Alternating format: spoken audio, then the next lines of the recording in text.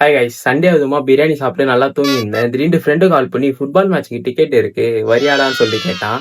நானும் வீட்டில் வெறுப்பா உட்காந்துருந்தேன். சரி வந்துச்சா டைம்னு சொல்லிட்டு நானும் கிளம்பி போயிட்டேன் ஃபுட்பால் மேட்ச் பார்க்க. சென்ட்ரலுக்கு டிக்கெட் எடுத்துட்டு ஸ்டேஷனுக்கு போயிட்டு வெயிட் பண்ணின்னு இருந்தேன். அப்போ ஃப்ரெண்ட்ஸும் வந்துட்டானுங்க. அப்படியே நாங்களும் ட்ரெயின் ஏறி நேராக சென்ட்ரலுக்கு போயிட்டோம். மணிக்கே மேட்ச் ஸ்டார்ட் ஆயிடுச்சு. ஆனால் 5:30 தான் நாங்கள் ஸ்டேஷனுக்கே போனோம். சரி போகும்போது சென்ட்ரலில் பார்த்தா ஒரு அண்ணன் கேஸை தள்ளின்னு போயிருந்தார். அப்படியே கிளம்பி நேரு ஸ்டேடியம் கிளம்பி வந்துட்டோம். அங்கே என்ட்ரன்ஸ்ல டிக்கெட் காமிக்க சொன்னாங்க. டிக்கெட்டையும் காமிச்சிட்டு ஸ்கேன் பண்ணிட்டு நேராக உள்ள வந்துட்டோம்.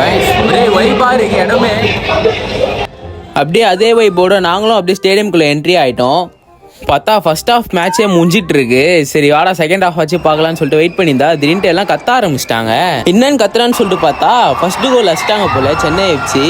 ஐயோ நான் இவங்களை பார்த்துனா கோல் அடிக்கிறதே பார்க்க மறந்துட்டேன். ஃப்ரெண்டு வேற பக்கத்துல எல்லாருமே கலர் அடிச்சு விளையாடி இருந்தான்.